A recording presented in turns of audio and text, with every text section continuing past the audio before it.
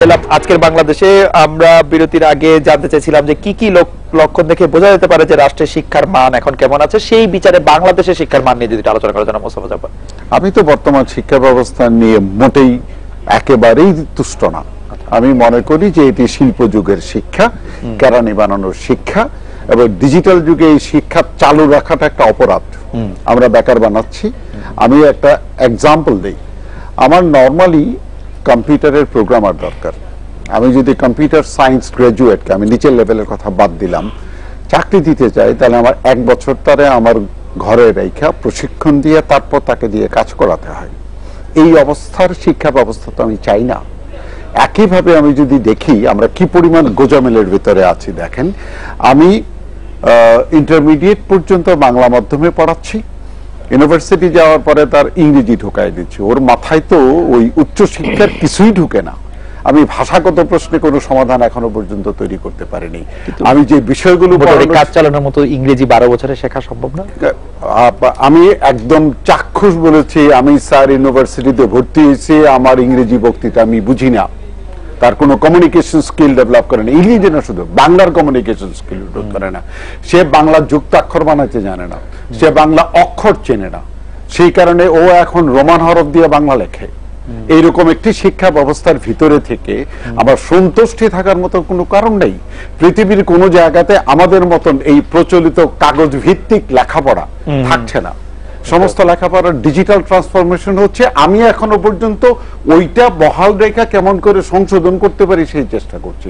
আমার আমূল পরিবর্তন দরকার, ওটা ফালাইয়ে দিয়া ডিজিটাল যুগের শিক্ষা প্রবর্তন করা দরকার। আমি কিন্তু সেই পথে হাঁটিই না এখন পর্যন্ত, কোন স্তরেই না। প্রাথমিক থেকে শুরু করে বিশ্ববিদ্যালয় পর্যন্ত কোন জায়গাতে আমি মানব সম্পদ তৈরি করছি না। ফলে আমার মানুষ যে ডিভিডেন্ড হতে পারত সেটা আমার বোঝা হয়ে দাঁড়িয়েছে। দিনে দিনে এই বোঝা বড় হচ্ছে। রাশেদা চৌধুরী এই সম্পর্কে একটু বলবেন যে শিক্ষার মান।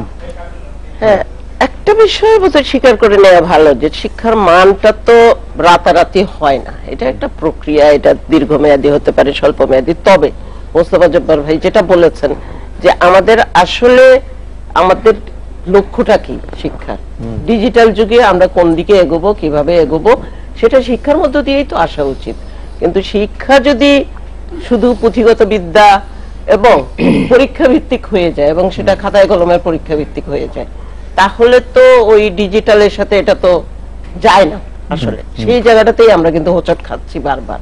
এবং সেখানে আবারও এই কথাটা বলবো, জানি না স্যাররা কি বলবেন, কিন্তু আবারও ওই কথাটা বলবো যে পরীক্ষার বোঝায়, বই পুস্তকের বোঝায়, এমনকি মাননীয় প্রধানমন্ত্রীও বলতে বাধ্য হন এত বইয়ের বোঝা মহান আদালত নির্দেশ।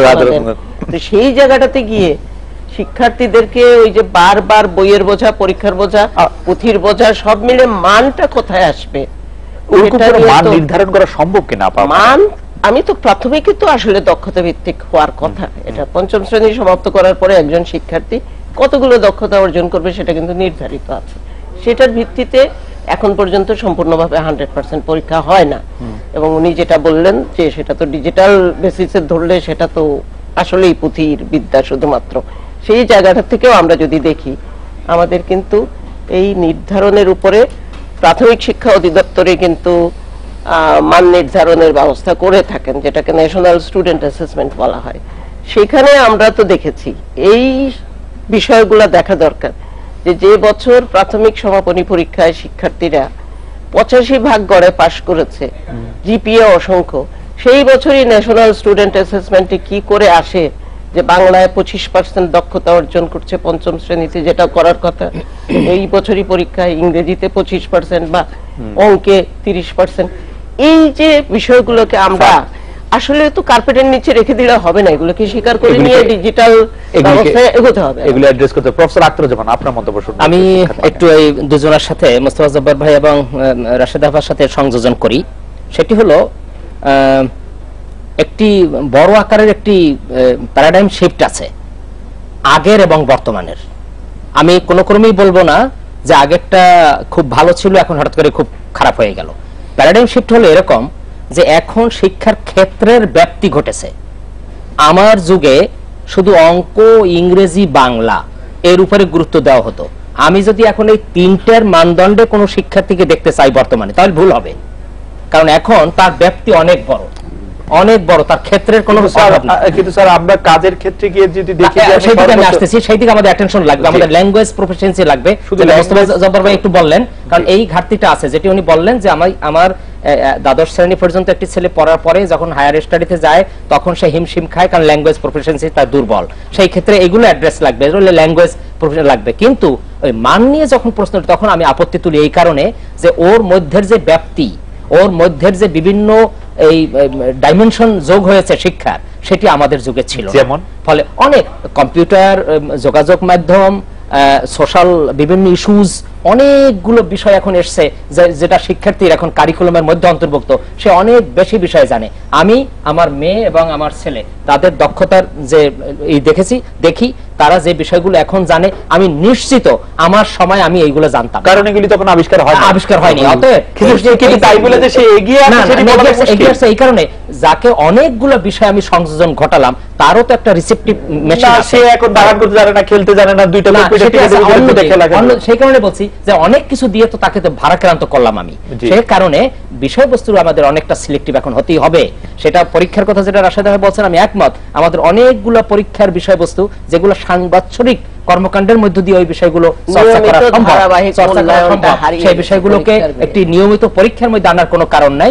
আমরা যদি অ্যাটেনশন ফোকাল পয়েন্টটা যদি আপনার বেসিক কতগুলো বিষয়ের উপর রাখি, তাহলে আপনাদের আজকের যে প্রশ্নগুলো উত্থাপিত হয়েছে সেগুলো হবে না। সত্যি কি তাই? প্রফেসর ওয়াহিদুজ্জামান কি মনে করেন? আমি অবশ্য প্রফেসর আক্তার, আমার যেটি মনে হয় যে অবশ্যই মান বৃদ্ধি পেয়েছে, তবে সেটি কি করে বোঝা গেল? আন্তর্জাতিক বা কাঙ্ক্ষিত মাত্রায় এখনো আমরা পৌঁছাতে পারি নাই। মান বেড়েছে সেটি কি করে বোঝা গেল? মান বেড়েছে সেটা যে তাইলে আর একটা 10 বছরের আগেকার একটা ছাত্রকে নিয়ে আসেন এবং এখনকার একটা ছাত্রকে নিয়ে আসেন, দেখেন তার প্রফিসিয়েন্সি অনেক দিক থেকে বেড়েছে। আমি আবার হয়তো অনেক জায়গায় আপনি বলবেন যে কমেছে, যেমন সে খেলাধুলা পারে না, কিন্তু সে সফটওয়্যার ডেভেলপমেন্ট তার অনেক। কিন্তু আমি 27 বছর আগে এসএসসি পাস করেছি, আজকে যে এসএসসি পাস করেছে তার কোন প্রফিসিয়েন্সি আমার থেকে কোন দিকটা ভালো? আমি এটা একদম ওপেনলি অনেক দিক থেকেই ভালো না, আমি একটা দুটো দিক বলেন। অনেক দিক থেকেই ভালো। সে যে আধুনিক প্রযুক্তি ব্যবহার করছে আমি জানি সবই, এই ট্রেন শিম্পাঞ্জি এগুলা তখন তো তার সময় ছিলই না। কার সময়? মানে আমার কথাই বলি, আমি আমার সময় ছিল না, কিন্তু আমার শিখতে 5 মিনিট লেগেছে এগুলি আধুনিক প্রযুক্তি। না, তার অর্থ ও যেগুলো জানে সেগুলি আমি 5 মিনিটে শিখতে পেরেছি। আমি তো 50 বছর আগে পাস করেছি। জি জি, আপনার হয়তো 2 মিনিট লেগেছে। ওকে আমার চেয়ে বেটার না, সেটি আমি বলতে চাই। উনি কি মোস্তফা জব্বার ভাই চেয়ে বেটার, যে মানে এসএসসি ইয়াতে যে উনি অনেক বিষয় জেনেছেন? এগুলি তো সবই যেটা বলতে চাই, এগুলি তো সবই খুবই ইউজার ফ্রেন্ডলি করে বানানো। এগুলি তো কোনো বড় কোনো ঘটনা না। আমরা অনেক মুগ্ধ যে আমার ছেলে, আমার মেয়ে ছোট, সে অনেক কিছু খেলতে, এই তো খেলতে পারারই কথা। একটা উদাহরণ দিলাম। জি, আমার দেশের মেয়ে তো বিদেশে যে খুব ভালো রেজাল্ট করছে, আমার দেশের ছেলেই তো ওখানে যে ভালো রেজাল্ট করছে। প্রফেসর এফআর খান শিকাগো টাওয়ার বানালেন কত আগে? আরো অনেক আগে তো। আচ্ছা, তখন একজন এফআর খান ছিলেন, এখন কিন্তু সংখ্যা বেড়েছে অনেক বিভিন্ন ক্ষেত্রে। পার্সেন্টেজটা কত? পার্সেন্টেজটা হিসাব করতে হবে, সেটা অনেক কম। ওই ব্যতিক্রমটা দেখতে হবে। আমাদের যে বিষয়টা এখন করতে হবে সেই নিরীক্ষে আমরা এখন এগুচ্ছি। এই দিকটা কিন্তু আমলে এনেছে, সেটি হলো আমরা অনেক বিষয়বস্তুর সংশোধন ঘটিয়েছি একজন শিক্ষার্থীর জন্য। আমার মনে হয় কিছুটা সিলেক্টিভ আমাদের হতে হবে, সেটি হলে আজকের এই প্রশ্নটা উত্থাপিত হবে না। অনেকগুলো বিষয় দিয়ে শিক্ষার্থীকে ভারাক্রান্ত। স্যার, আমরা আসলে মানটাই বুঝতে চাই যে কোন 2-3টা বিষয় দিলে আমরা একজন মানুষকে পরীক্ষা করতে পারবো যে সে আসলে ভালো হয়েছে, তার কমিউনিকেশন স্কিল কি আছে, ভালো ল্যাঙ্গুয়েজ। জি, ল্যাঙ্গুয়েজ ভালো হয়েছে, ল্যাঙ্গুয়েজটা এখন আমাদের অ্যাটেনশন লাগবে। সেটা বলছি যে অনেকগুলো বিষয় দিয়ে সব বিষয়গুলো ডাইলিউট করে ফেলছে। আমার মনে হয় যে কোন বিষয়গুলিতে আসলে তাকে আমরা পরীক্ষা করতে পারতাম, সেই বিষয়গুলি ঠিক হলে একটু ভালো হতো। যাই হোক, আমরা বিরতির পর ফিরছি আবার কি নতুন একটি বিষয় নিয়ে। সৃজনশীল পদ্ধতি আমাদের শিক্ষার মান উন্নয়নে সহযোগিতা করছে কিনা, কিভাবে করছে তা আপনাদের কাছে এটা শুনতে চাই। আর ওটা বিরতি নিয়ে ফিরছি আপনাদের কাছে।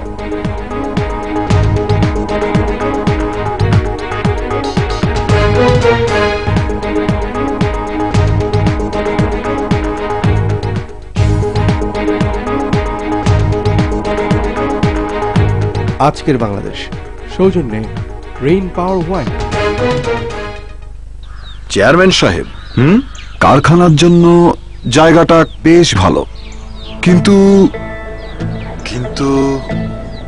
আমি এখানে দক্ষ স্মার্ট ম্যানেজার কই পাবো?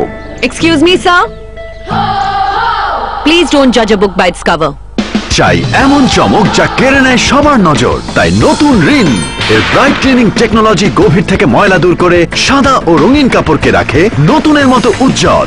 নতুন রিন, থাকুন উজ্জ্বল সব সময়। 15 মিনিটে শো শুরু। তাড়াতাড়ি চল, ইভেন্ট কভার করতে হবে। স্কার্ফ পর, চুল এলোমেলো হয়ে যাবে তো। চিল, আমি অল সেট। শ্যাম্পু করার কয়েক ঘন্টা পরেই চুল এলোমেলো? শ্যাম্পুর পরে চুলে দাও সানসিল্ক কন্ডিশনার। এতে আছে স্টেসেট টেকনোলজি, চুল রাখে অল সেট সারাদিন সব সময়।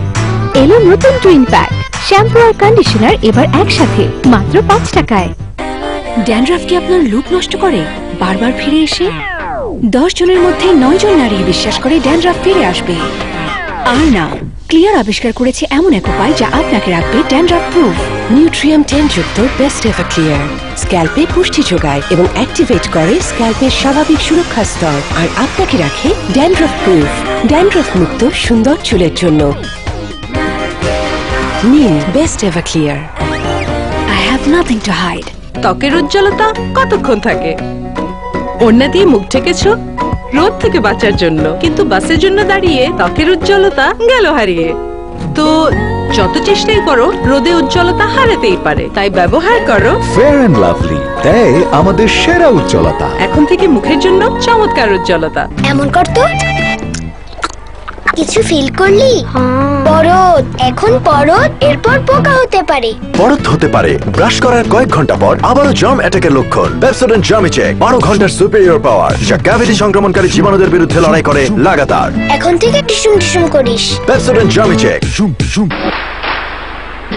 এক সার্কেল পুরো ফুল, এক সার্কেল একটু half dot and dead cell করবে সাফ। নেক্সট মুভ হলো crescent cross and the head off. Round and round on your skin, wash, করো with vitamins. Fair and Lovely Venice Face Wash।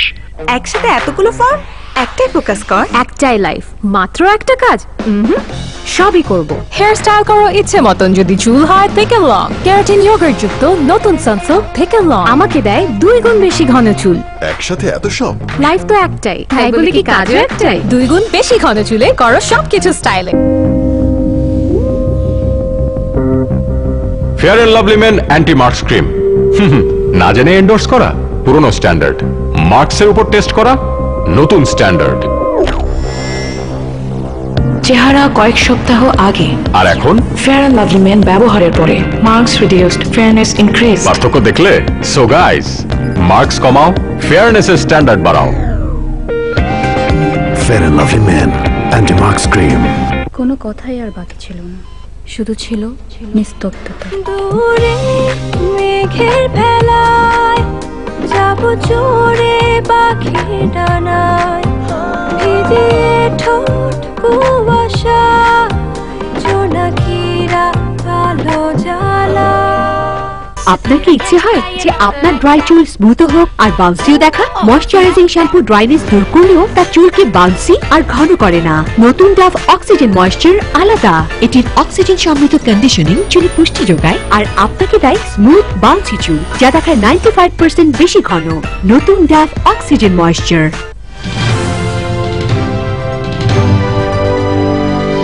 Independent television, 24 ঘন্টায় খবর।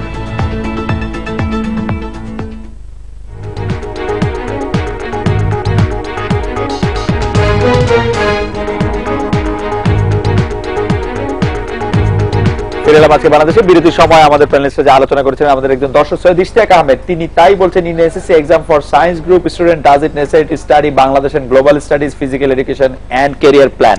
যে কথাগুলি আপনারা আসলে আপনারা বলছিলেন এখানে।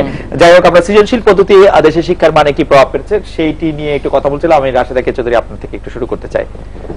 সৃজনশীল পদ্ধতিটা পদ্ধতি হিসাবে বা কনসেপ্ট হিসাবে খারাপ না, এটা সৃজনশীল পদ্ধতি আমরা যখন ব্যবহার করা শুরু করেছি সেটার জন্য আমরা কিন্তু শ্রেণীকক্ষকে প্রস্তুত করি নাই, শিক্ষককেও প্রস্তুত করি নাই সেইভাবে। ফলে সৃজনশীল পদ্ধতি এখন যেটা হয়েছে, এটা শিক্ষার্থীদের বেশি নম্বর পাওয়ার একটা কি বলবো এমন একটা তাড়নার মধ্যে থাকে যে সৃজনশীল পদ্ধতি, এই যে মাল্টিপল চয়েস কোয়েশ্চেন, আমাকে এগুলাতে টিক মারতে হবে, এটা করতে হবে, এ করতে হবে, আবার গাইড বই পড়লেই চলবে, শিক্ষকরাও তাই মনে করেন। ফলে পদ্ধতিটা একদম তথ্য প্রযুক্তির মতো আমরা অপব্যবহার করে ফেলেছি।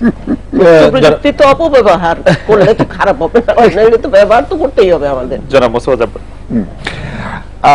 দেখেন, সৃজনশীলতা হচ্ছে শিক্ষার ভিত্তি। আপনি যদি সৃজনশীল মানুষ তৈরি করতে না পারেন তাহলে অন্তত পক্ষে কর্মজীবনে গিয়ে তার কাছ থেকে কিছু প্রত্যাশা করবেন না। আমি যেটা বলছিলাম, কেরানি বানানোর জন্য এখন আর আমার কোনো প্রয়োজন নাই, ওটা ব্রিটিশরা চিন্তা করতো। আরেকটি বিষয় হচ্ছে, সেটা হচ্ছে আমার এটা বোঝা দরকার আমার আসলে কি ধরনের জনসম্পদ দরকার। এই জনসম্পদ দরকারের জায়গাটা আমরা এখনো পর্যন্ত অ্যাড্রেস করি নাই। আমি সৌদি আরবে রাস্তা ঝাড়ু দেওয়ার জন্য লোক তৈরি করব, নাকি আমেরিকায় প্রোগ্রামার পাঠানোর জন্য লোক তৈরি করব? আমাকে ভাবতে হবে আমি কোন জায়গাটায় নিতে চাই।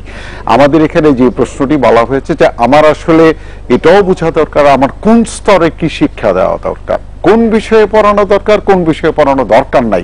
আমরা বেশিরভাগ এমন বিষয় পড়াই যে বিষয়ে পড়ানোর কোনো দরকার নাই, এমন বিষয় পড়াই না যে বিষয় যদি পড়ানো হয় তাহলে সে পৃথিবীতে একটা তার কর্মসংস্থান তৈরি করতে পারে। আমি আমার তথ্য প্রযুক্তির ক্ষেত্রেই বলবো, বাকি বিষয়ে বলবো না। আমাদের এখানে কম্পিউটার সায়েন্স এন্ড ইঞ্জিনিয়ারিং এরকম একটি বিষয় পড়ানো হয়। প্রায় সব বিশ্ববিদ্যালয়, সরকারি বেসরকারি যেগুলো আছে, প্রায় একই সিলেবাস বিদেশ থেকে কপি করার পরে পড়ানো শুরু করে দেয়। কিন্তু আমাদের যেই জায়গাটার মধ্যে দুর্বলতা দেখা দেয়, আমার কম্পিউটার সায়েন্স তো এক বছরও এক জায়গায় দাঁড়ায় থাকে না। বছরের শুরু থেকে শেষ পর্যন্ত যখন যায় তখন 200% বদলে যায়। এই বদলে যাওয়াটা ছাত্রছাত্রীদের কাছে কেমন করে পৌঁছাতে হবে? তাকে পাঠ্য বইয়ের মধ্যে, পরীক্ষার মধ্যে এবং মূল্যায়নের মধ্যে যদি সীমিত করে রেখে দেই তাহলে কিন্তু ওই জায়গাটায় সে যাবে না। সৃজনশীল পদ্ধতির উদ্দেশ্য ছিল যাতে সে সৃজনশীলতার মধ্য দিয়ে নতুন অবস্থা মোকাবেলা করতে পারে। সেই নতুন অবস্থায় যাওয়ার বদলে সে গাইড বইয়ের মধ্যে বন্দী হয়ে যায়। অর্থাৎ ওখান থেকে আপনি সৃজনশীলতা কোথায় পাবেন? ওটা হারায় ফেলে সে গাইড বইয়ের ভিতরে। সৃজনশীল পদ্ধতি আসলে আগেও ছিল। পলাশী যুদ্ধের কারণ ও ফলাফল বর্ণনা করো, ইহার প্রভাব কি? এই যে ইহার প্রভাব কি, ওইটাই ছিল উচ্চতর দক্ষতা। এখন সেই প্রশ্নটা আন্তর্জাতিকভাবে যেটাকে স্ট্রাকচারাল কোশ্চেন বলে, কাঠামোবদ্ধ প্রশ্ন, সেখানে প্রশ্নগুলো ফ্র্যাগমেন্টেড করে দেওয়া হয় যাতে নম্বর ওইভাবে দেওয়া হয়। এইটা করা হলো, কিন্তু তখন আমরা শিক্ষকদের পর্যাপ্ত পরিমাণ প্রশিক্ষণ দিতে পারিনি। প্রশিক্ষণ দিয়েছি, কিন্তু তার আগেই কেউ কেউ আবার রেডিমেড কিছু সাপ্লাই দিচ্ছেন। এখন ওই নিজে প্রশ্ন তৈরি করা, উত্তরপত্র মূল্যায়ন করার এই কষ্টের চেয়ে উনি রেডিমেড প্রশ্নটা বেশি গ্রহণ করছেন। সৃজনশীল প্রশ্ন তৈরি করা যেমন কষ্ট, উত্তরপত্র মূল্যায়ন করাও কষ্ট। এবং সেক্ষেত্রে প্রশিক্ষণ অনেকেই পরীক্ষার হলে পরীক্ষার ডিউটি দিচ্ছেন, আবার ওদিকে খাতাও, ওনারা বলেন খাতা কাটছি, উত্তরপত্র মূল্যায়ন বলেন না, খাতা কাটছি। কয় পৃষ্ঠা লেগছে? 6 পৃষ্ঠা। আচ্ছা, পাবে হলে 10-এর ভিতরে 6। তো এই যে এইরকম, এইটা যাতে ওই রকম দিতে না পারে তার জন্যই এই সৃজনশীল প্রশ্নের উদ্ভাবন। প্রফেসর আখতারুজ্জামান, আমি একটু বলি, এটা অনেকটা আমি সবসময় বলে আসছি, এটা অনেকটা ঘোড়ার আগে গাড়ি জোড়ায় দেওয়ার মতো। সেটি হলো এরকম যে সৃজনশীল হবে তখনই যখন বেসিক কনসেপ্টগুলো ক্লিয়ার হবে। আমরা একেবারে উল্টোভাবে একটা অ্যাপ্রোচ নিয়েছি এবং সেটি আমি কোনোভাবেই কখনো একমত হইনি। আমি বলেছি এই যে সৃজনশীল, এটার একটা ভুল ব্যাখ্যা আছে, যেটি এখন ডিজি সাহেব বলছেন, এই কথাটা একমত আমি।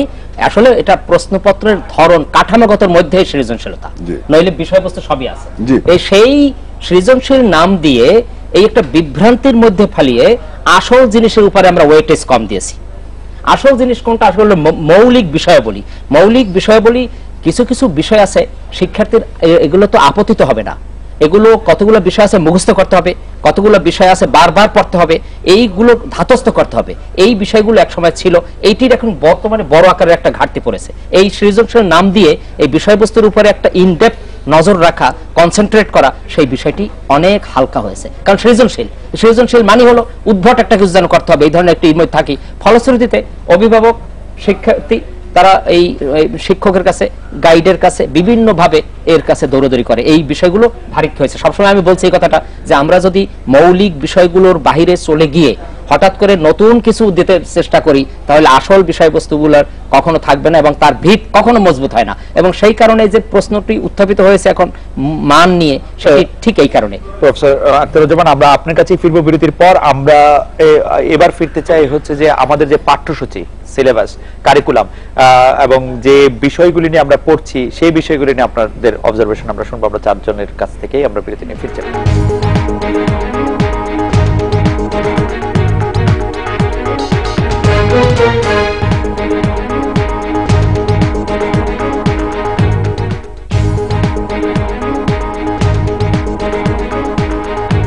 আজকের বাংলাদেশ সৌজন্যে রেইন পাওয়ার ওয়াইন। চেয়ারম্যান সাহেব, কারখানার জন্য জায়গাটা বেশ ভালো, কিন্তু কিন্তু আমি এখানে দক্ষ স্মার্ট ম্যানেজার কই পাবো? Excuse me, sir. Please don't judge a book by its cover. চাই এমন চমক যা কেড়ে নেয় সবার নজর, তাই নতুন রিন এর ব্রাইট ক্লিনিং টেকনোলজি গভীর থেকে ময়লা দূর করে সাদা ও রঙিন কাপড়কে রাখে নতুনের মতো উজ্জ্বল। নতুন রিন, থাকুন উজ্জ্বল সব সময়। কোনো কথাই আর বাকি ছিল না, শুধু ছিল নিস্তব্ধতা। দূরে মেঘের ভেলায় যাব জোরে পাখির ডানায়, ভিজিয়ে ঠোঁট কুয়াশা, জোনাকিরা আলো জ্বালা। আপনার কি ইচ্ছে হয় যে আপনার ড্রাই চুল স্মুথ হোক আর বাউন্সিও দেখা? ময়শ্চারাইজিং শ্যাম্পু ড্রাইনেস দূর করলেও তার চুলকে বাউন্সি আর ঘন করে না। নতুন ডাভ অক্সিজেন ময়েশ্চার আলাদা। এটির অক্সিজেন সমৃদ্ধ কন্ডিশনিং চুলে পুষ্টি যোগায় আর আপনাকে দেয় স্মুথ বাউন্সি চুল যা দেখায় 95% বেশি ঘন। নতুন ডাভ অক্সিজেন ময়েশ্চার। 15 মিনিটে শো শুরু। তাড়াতাড়ি চল, ইভেন্ট কভার করতে হবে। স্কার্ফ পর, চুল এলোমেলো হয়ে যাবে তো। চিল, আমি অল সেট। শ্যাম্পু করার কয়েক ঘন্টা পরেই চুল এলোমেলো? শ্যাম্পুর পরে চুলে দাও সানসিল্ক কন্ডিশনার। এতে আছে স্টেসেট টেকনোলজি, চুল রাখে অল সেট সারাদিন সব সময়। এলো নতুন টুইন প্যাক, শ্যাম্পু আর কন্ডিশনার এবার একসাথে মাত্র 5 টাকায়। এমন করতো কিছু ফিল করলি? পরত, এখন পরত, এরপর পোকা হতে পারে। পরত হতে পারে ব্রাশ করার কয়েক ঘন্টা পর আবারও জার্ম অ্যাটাকের লক্ষণ। পেপসোডেন্ট জার্মিচেক 12 ঘন্টার সুপিরিয়র পাওয়ার, যা ক্যাভিটি সংক্রমণকারী জীবাণুদের বিরুদ্ধে লড়াই করে লাগাতার। এখন থেকে টিসুম টিসুম করিস। পেপসোডেন্ট জার্মিচেক। ত্বকের উজ্জ্বলতা কতক্ষণ থাকে? ওড়না দিয়ে মুখ ঢেকেছো রোদ থেকে বাঁচার জন্য, কিন্তু বাসের জন্য দাঁড়িয়ে ত্বকের উজ্জ্বলতা গেল হারিয়ে। তো যত চেষ্টাই করো রোদে উজ্জ্বলতা হারাতেই পারে, তাই ব্যবহার করো ফেয়ার এন্ড লাভলি, দেয় আমাদের সেরা উজ্জ্বলতা। এখন থেকে মুখের জন্য চমৎকার উজ্জ্বলতা। ড্যান্ড্রাফ কি আপনার লুক নষ্ট করে বারবার ফিরে এসে? 10 জনের মধ্যে 9 জন নারী বিশ্বাস করে ড্যান্ড্রাফ ফিরে আসবে। আর না, ক্লিয়ার আবিষ্কার করেছে এমন এক উপায় যা আপনাকে রাখবে ড্যান্ড্রাফ প্রুফ। নিউট্রিয়াম 10 যুক্ত বেস্ট এভার ক্লিয়ার স্ক্যাল্পে পুষ্টি যোগায় এবং অ্যাক্টিভেট করে স্ক্যাল্পের স্বাভাবিক সুরক্ষা স্তর, আর আপনাকে রাখে ড্যান্ড্রাফ প্রুফ, ড্যান্ড্রাফ মুক্ত সুন্দর চুলের জন্য। নিন best ever clear. I have nothing to hide. Handsome ছেলে, কিন্তু বাবা দারুণ লম্বা, 6 ফুট 2। আগে আমি চাকরি করতে চাই। সার্জন ছেলে, 6 ফুট 2, পারফেক্ট চুটি। আমি আগে চাকরি করতে চেয়েছিলাম, কি করব? এই নে বিয়ে করে ফেল। বাবা ওই 6'2 কে বিয়ে করতে আমি রেডি, কিন্তু 3 বছর পর। ও এত লম্বা আর আমি এখানে। তাই আগে চাকরি করব, হাইট বাড়বে, তারপর ক্যারিয়ার বাড়বে, হাইট আরো বাড়বে, আর 3 বছর পর পারফেক্ট জুটি, সমান সমান। Fair and lovely. যাও লাইফ বয় দিয়ে গোসল করে নাও। লাইফ বয় না, সিলভার দিয়ে গোসল করো। সিলভার গোসল কানেকশন কি? আমরা বাচ্চাদের সিলভারের চামচ দিয়ে খাওয়াই কেন? কেন? কারণ সিলভার দেয় জীবাণু থেকে আমাদের সবচেয়ে শক্তিশালী সুরক্ষা। এজন্য নতুন Lifebuoy with active silver, যা দেয় জীবাণু থেকে আমাদের সবচেয়ে শক্তিশালী সুরক্ষা। নতুন Lifebuoy with active silver. Fair and lovely men anti marks cream, না জেনে এন্ডোর্স করা পুরনো স্ট্যান্ডার্ড, মার্কসের উপর টেস্ট করা নতুন স্ট্যান্ডার্ড। চেহারা কয়েক সপ্তাহ আগে আর এখন ফেয়ার এন্ড লাভলি মেন ব্যবহারের পরে মার্কস রিডিউসড, ফেয়ারনেস ইনক্রিজ। পার্থক্য দেখলে? সো গাইস, মার্কস কমাও, ফেয়ারনেসের স্ট্যান্ডার্ড বাড়াও। Fair and lovely men anti marks cream. কোনো কথাই আর বাকি ছিল না, শুধু ছিল নিস্তব্ধতা। দূরে মেঘের ভেলায় যাব চড়ে পাখির ডানায়, ভিজিয়ে ঠোঁট কুয়াশা জোনাকিরা আলো জ্বালা।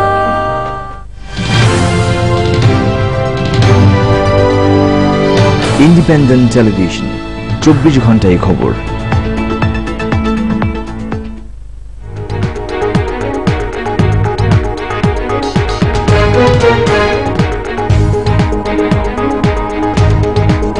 ফিরে এলাম আজকে বাংলাদেশে। প্রফেসর আখতারুজ্জামানের কাছে যাওয়ার আগে আমাদের অনেক দর্শক অনেক মন্তব্য পাঠিয়েছেন। এর মধ্যে মজিদ একজন, উনি বলছেন যে আলোচকদের কাছে তিনি প্রশ্ন করতে চান প্রাথমিক ও মাধ্যমিক পর্যায়ে তারা কোনোদিন শিক্ষা দিয়েছেন কিনা, কারণ আপনাদের কথা শুনে তাদের ভালো লাগছে এবং তিনি জানতে চাইছেন যে আপনাদের যে জ্ঞান বা এটি সেটি তারা পেয়েছেন কিনা কখনো। তারিক বলছেন কিভাবে প্রতিটি কেন্দ্রে কোশ্চেন যায় সেটি সবার জানা উচিত। তনুজা বলছেন প্রশ্ন ফাঁসকারীকে শাস্তি দেওয়া উচিত। যাই হোক, আমরা প্রশ্নে ফিরে আসি। আমাদের প্রশ্ন ছিল বিরতির আগে প্রফেসর আখতারুজ্জামান যে আমরা পাঠ্যসূচি প্রণয়নে, কারিকুলাম প্রণয়নে আমরা কতটা উন্নত মানের দিকে যাচ্ছি। আচ্ছা, হ্যাঁ, এই দিকটা খুব আনন্দের সাথে আমি বলতে পারি। এই ক্ষেত্রে যতটা গবেষণা এখন হয়, ওনাদের একদম এখন প্রাতিষ্ঠানিক কতগুলো ইউনিট আছে কারিকুলাম ডেভেলপমেন্টের, এটি বোধহয় অনেক, এটার ইতিহাস পর্যালোচনা করলে আমার মনে হয় এই ক্ষেত্রে খুব ভালো একটা অবস্থানে আছে। সেটি হলো যে এটা গবেষণা হচ্ছে, সেল আছে যে সেল সার্বক্ষণিক এগুলাই করে, কারিকুলাম অনুসারে পাঠ্যপুস্তক রচিত হয় কিনা সেগুলো মূল্যায়ন, এই কাজগুলো চলছে। ভুল ভ্রান্তি আছে, আমি সেটা কিন্তু রেখেই বলছি, ওগুলো ঘটছে, ভুল সংশোধনযোগ্য, কিন্তু কারিকুলামটা কোনটি উপযোগী, উপযুক্ততা, সেই জিনিসটি গবেষণা চলছে। কিন্তু সেই ক্ষেত্রে আমার একটু অবজারভেশন আছে যে যথাযথ কি না, সেই ক্ষেত্রে আমার অবজারভেশন হলো, আমার মনে হয় এটা ভাবা উচিত এখন অনেক ওভার বার্ডেন করছি আমরা তা বয়স অনুপাতে শিক্ষার্থীর। এই বিষয়গুলো কোনো ক্রমেই মেনে নেওয়া যায় না যে দশম শ্রেণীতে যে শিক্ষার্থী পড়ে তাকে যদি আমি দ্বাদশ বা এরপর টার্সিয়ারি লেভেলের কোন বিষয়বস্তু তার এই স্তরে দেই, সেই বিষয়টি বোধহয় ভাবা দরকার। এবং এর পিছনে মূল কারণ সম্ভবত এই, যারা কারিকুলাম প্রণয়ন করি তারা এমন কতগুলো বিষয়ের সাথে পরিচিত, এমন কতগুলো বিষয়ের সাথে তারা পরিচিতি লাভ করেছেন যে তাদের মাথায় ওইটাই বোধহয় এসে যায়, ফলে ওইটাই তারা মনে করে এইটাই বোধহয় দেওয়া খুবই জরুরি। কিন্তু বয়স এবং তার শ্রেণী, এই বিষয়গুলোকে মাথায় রেখে এগুলো বিন্যাস করা খুব জরুরি। এবং সেই কারণে কিছু উদ্যোগ বোধহয় এখন সরকার নিচ্ছে, আমরা এই পরামর্শগুলো বারবার দিয়ে আসছি যে সহজ, সাবলীল, স্বব্যাখ্যাত করা এবং বয়সের সাথে উপযোগী করে এই কারিকুলাম এবং পাঠ্যপুস্তক, এটার এই বিষয়গুলো। কারিকুলাম, আমি আখতারুজ্জামান স্যারের সাথে একমত। আসলে তো কারিকুলামটা ক্রমপরিবর্তনশীল হতেই হবে, যুগের উপযোগী করে করতেই হয়। সেখানে বিষয়বস্তু যখন আসবে পাঠ্যপুস্তকের মধ্যে, তখনই তিনটা জিনিস দেখা, প্রাথমিক থেকে যদি ধরি, একটা হচ্ছে ওই শিক্ষার্থীর বয়স উপযোগী কিনা তার, সেটা এখন 6 বছরের একটা বাচ্চাকে আপনি 12 বছরের পাঠ্যপুস্তকের কন্টেন্ট দিলে সে নিতে পারবে না, মুখস্থ করবে বা কোনো একটা কিছু হবে, যেটা স্যার বলেছেন। আর দ্বিতীয় যেটা দেখতে হয় সেটা হলো আমাদের বর্তমান এই তথ্য প্রযুক্তি বলি যাই বলি, সেই যুগে নতুন নতুন যে বিষয়গুলো আসছে সেগুলোকে কিভাবে দেব, সে নিতে পারবে কিনা। যেমন আমি যদি একটা উদাহরণ দিই, আমরা এই যে শারীরিক শিক্ষাটাকেও পরীক্ষার মধ্যে নিয়ে এসেছি, যেটা আমরা বলেছি যে এটা দরকার নেই। সেখানে কি আছে পাঠ্যপুস্তকের মধ্যে? ফুটবলের গোল পোস্টের ব্যাসার্ধ কতটুকু, কি সে এখানে বসে শিখবে না মাঠে গিয়ে শিখবে? বিষয়টা তো এইটা। এগুলো তো যেগুলো প্র্যাকটিস করার বিষয় সেগুলো চলে এসছে পাঠ্যপুস্তকে এবং ভয়ঙ্কর হয়েছে পরীক্ষার মধ্যে চলে এসছে। এটা পরীক্ষা দিয়ে আমি শিখবো নাকি আমার দেখার দরকার। সেখানে আমি আরেকটা জিনিস একটু বলি যে এই শিক্ষার্থীদের মনের মধ্যে কিন্তু একটা বৈষম্য, আমাদের শিক্ষানীতির মূল জায়গাটাই ছিল প্রতিটি ধারার মধ্যে ন্যূনতম 5টি পাঠ্য বই পড়তে হবে। এখন আমি বলি এই NCTB national curriculum text book বোর্ডই করেছেন মাদ্রাসা এডুকেশনে যেগুলো লাগবে, ইবতেদায়ী প্রথম শ্রেণীর বই এবং মূল ধারার পাঠ্য বই প্রথম শ্রেণীর আমার বাংলা, দুটোর নাম কিন্তু এক, কিন্তু আমার বাংলা বই মূল ধারার বইয়ের প্রচ্ছদের মধ্যে আছে ছেলেমেয়েরা খুব খুশি হয়ে স্কুলে যাচ্ছে, এইটা একটা মানে আর্টের স্কেচ করা হয়েছে যেটা, সেটা মাদ্রাসা ইবতেদায়ীর একই বয়সের বাচ্চাটি কি পড়ছে, উপরে একটা মুরগির ছানার ছবি। তা আমি যে প্রথম শ্রেণীর শিক্ষার্থী, আমার বাড়িতে একটা থাকতে পারে মাদ্রাসায় পড়ে, ইবতেদায়ী পড়ে, আরেকটা থাকতে পারে মূলধারায় পড়ে, তাদের দুইজনের মনের মধ্যে আমি কি দিচ্ছি? এই বিষয়গুলোই দেখা হয় না, ডেভেলপমেন্টালি অ্যাপ্রোপ্রিয়েট কিনা। ওকে, জনাব মোস্তফা জব্বার, আমাদের আরেকজন দর্শক একটি গুরুত্বপূর্ণ মতামত করেছেন। নাসিরুল হক তার নাম। In class 1 besides 3 board books school introduce 8 additional books, it must be stopped, please do something। এই ব্যাপারে একটু আপনাদের মন্তব্য শুনবো। আমরা জনাব মোস্তফা জব্বারের কাছে শিক্ষা কারিকুলাম পাঠ্যসূচি সিলেবাস এবং আমরা যা পড়ছি সেই বিষয়ে আমি এই জায়গাটাতে আমি দুটো দিকে দেখতে চাই। প্রথম হচ্ছে যেমন ধরেন আমার মাধ্যমিক পর্যন্ত শিক্ষা, এটাকে যদি আমি ইন্টারমিডিয়েট পর্যন্ত ধরি, K-12 বলে যেটা আন্তর্জাতিকভাবে, দ্বাদশ শ্রেণী পর্যন্ত শিক্ষা এবং তারপরে হচ্ছে উচ্চ শিক্ষা। প্রথম পর্যায়ে যেটি আছে সেটি হচ্ছে আমাদের লেখাপড়া করানোর যে অবস্থাটা আছে, দ্বিতীয় শ্রেণী পর্যন্ত সে 3টা বিষয় পড়ে, তৃতীয় শ্রেণীতে তার 7টা বিষয় হয় এবং অষ্টম শ্রেণী থেকে তার 14টা বিষয় হয়। এবং যেটি রাশেদা আপা বললেন সেটি হচ্ছে আমার উচিত ছিল আসলে যখন সে দ্বিতীয় শ্রেণীতে বা তৃতীয় শ্রেণীতে পড়ে তখন কেমন করে সে ইন্টারনেট ব্যবহার করবে ওটা শিখিয়ে দেওয়া, ধারণা দিয়ে দেওয়া, কারণ ওর হাতে স্মার্টফোন যায় এবং সে এটা ব্যবহার করা শুরু করে। আমি তার বদলে তাকে কৃষি শিক্ষা দিচ্ছি, তার মানে কি আমি 200 বছর পেছনে যাওয়ার চেষ্টা করতেছি? আমার ছেলে মেয়েগুলোকে ফেরত পাঠাবো কৃষি কেমন করে করতে হয়? আপনার জিডিপিতে 16% অবদান রাখে যে ইন্টারনেট শেখাটা কি মানে যে সে যখন শিখতে চায় তখনই তো সে শিখে ফেলতে পারে। না, কিন্তু কৃষির মধ্যে কৃষির জীবনটা আপনি তাহলে কৃষি শিক্ষা কেন নিয়েছেন? আপনি প্রাতিষ্ঠানিক শিক্ষা দেওয়ার জন্য নিয়েছেন। কৃষি শিখলে তার প্রাতিষ্ঠানিক শিক্ষার সময় কম পড়বে, অতটা কি আর না? আপনি কোথায় দিচ্ছেন, কয় বছরের শিশুকে দিচ্ছেন? আচ্ছা, আপনি সেই জায়গাটা যে কারণে আপনি বলছেন হাইকোর্টকে বলতে হয়েছে বই কমানোর জন্য, ব্যাগের ওজন কমানোর জন্য, তার কারণটি হচ্ছে আপনি তার ঘাড়ে চাপিয়ে দিচ্ছেন যে এই বিষয়গুলো তাকে পড়তে হবে। ওই যেটা বললাম, আদৌ কৃষি কাজ করবে কিনা তাকে জানেন, সেই পসিবিলিটি নাই, ওই জায়গায় যাবেই না। তার যদি না হয় জীবন ভিত্তিক, তাকে কি কারণে কৃষিকাজ শিখাচ্ছেন? আমি কৃষি পড়ি নাই, কিন্তু আমার কৃষি সংক্রান্ত যেটুকু তথ্য দরকার শাকসবজি খাওয়ার জন্য ওই তথ্যগুলো আমি পেয়ে যাই। আমি সেই কারণে বলছি। অন্যদিকে দেখেন, বিশ্ববিদ্যালয় স্তরে যখন পড়াশোনা করা হয়, বিশ্ববিদ্যালয় স্তরটাকে দেখতে চাই, সেই সব বিষয় পড়ানো হয় যেগুলো 100 বছর যাবত সনাতনী ধারায় পড়ে এসেছি, আমার নতুন বিষয়গুলো অন্তর্ভুক্তই হয় না। তার মানে হচ্ছে আমি ওই বিষয়গুলো পড়িয়ে আমি বেকার তৈরি করার জন্য কারখানা বানিয়ে রাখছি।